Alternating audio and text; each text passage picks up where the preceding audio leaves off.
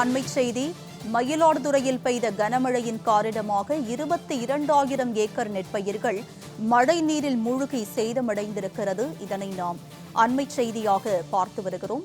மயிலாடுதுறையில் 22,000 ஏக்கர் சம்பா நெற்பயிர்கள் சேதமடைந்திருக்கிறது. இதனை நாம் அண்மை செய்தியாக பார்த்து வருகிறோம்.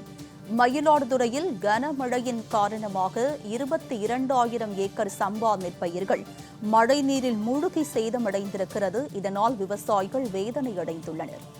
மாவட்டம் முழுவதும் தாழ்வான பகுதியில் தண்ணீர் தேங்கியிருக்கும் நிலையில் 22,000 ஏக்கர் சம்பா நெற்பயிர்கள் மழை நீரில் மூழ்கி சேதமடைந்திருக்கிறது. மயிலாடுதுறையில் 22,000 ஏக்கர் சம்பா நெற்பயிர்கள் மழைநீரில் மூழ்கி சேதமடைந்திருக்கிறது. இதனால் விவசாயிகள் வேதனை அடைந்துள்ளனர். இதனை நாம் அண்மை செய்தியாக பார்த்து வருகிறோம். இது பற்றிய கூடுதல் விவரங்களோடு இணைகிறார் எமது மயிலாடுதுறை செய்தியாளர் சுந்தரமூர்த்தி.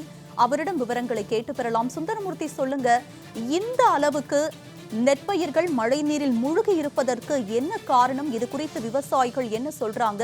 அவர்கள் அரசுக்கு வைக்கக்கூடிய கோரிக்கை என்ன? உமா, வங்கக்கடலில் நிலை கொண்டுள்ள டிட்வா புயல் காரணமா மயிலாடுதுறை மாவட்டத்தில் 3வது நாட்களாக பரவலாக மழை பெய்து வருகிறது. நேற்று மட்டும் செம்மனார் கோயில் பகுதியில் அதிகபட்சமா 17 சென்டிமீட்டர் மழை பெய்திருக்கிறது. தற்பொழுது மயிலாடுதுறை மாவட்டம் முழுவதும் பரவலாக மிதமான மழை பெய்து வருகிறது. மயிலாடுதுறை மாவட்டத்தில் தாழ்வான பகுதிகளில் இதன் காரணமாக தண்ணீர் தேங்கியுள்ளது. இப்ப மயிலாடுதுறை மாவட்டத்தில் இந்த ஆண்டு பாத்தீங்கன்னா 96,000 ஏக்கர்ல சம்பா நெற்பயிர் சாகுபடி செஞ்சிருந்தாங்க. இந்த சாகுபடி பயிர்கள்ல சுமார் 22,000 ஏக்கர் அளவிற்கு பல்வேறு கிராமங்கள்ல பயிர்கள் தண்ணீரில் மூழ்கிட்டு தாழ்வான பகுதிகளில்.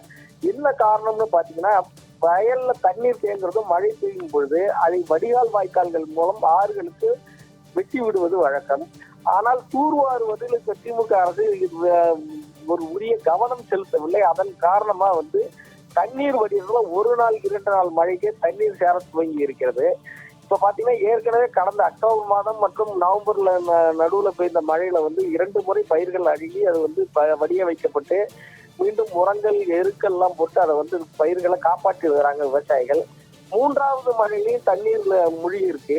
இதுல என்னன்னா, 2-3 நாட்களுக்கு மேல பயிர்கள் மூழ்கி இருந்ததுன்னா அது அழுகிறதுக்கு காரணமாயிடும். உடனடியா அதை வாறுகள்ல வடிகால் வாய்க்கால்கள்ல இருக்க தண்ணீர் செல்வதற்கு தடையா உள்ளதெல்லாம் தூர்வாரி தண்ணீர் வடிய வைக்கணும். பாதிக்கப்பட்ட பயிருக்கு உரிய நிவாரணம் வழங்கணும்.